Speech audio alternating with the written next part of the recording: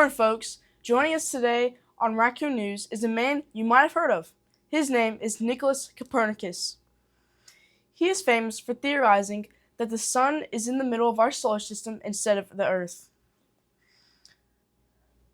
For over 1,500 years, everybody thought that the Earth was in the middle.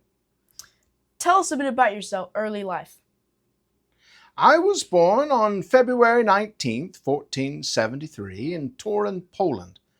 When I was only 10 years old, my father sadly passed away, and I went to live with my uncle. What kind of school did you go to? Well, my uncle was an educated man, and he ensured that I had the same opportunity.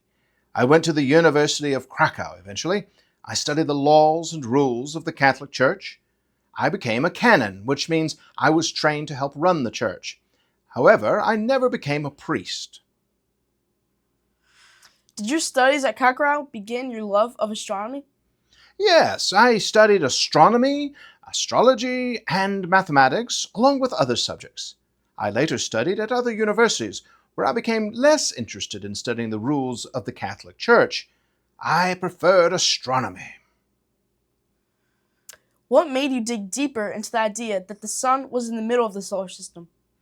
There was this fellow by the name of Pico, and he was known for criticizing astronomers and indeed the entire field of astronomy because we couldn't agree on simple things like the order of the planets as they hang in the solar system.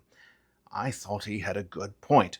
So I worked on and created a theory that the sun was in the middle of the solar system. I called it the heliocentric model. Did most people think that your theory about the sun being in the middle was correct? Well, some people believed it, but most people, or at least some of them, thought that it was against church teaching. In fact, I myself was cautious about my theory in the beginning because I was bringing an entirely new explanation of the universe to the world of astronomy.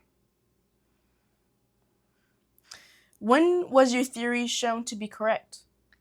You may be familiar with a fellow who came some time after me. His name was Galileo, another famous astronomer, and he observed Venus with his telescope.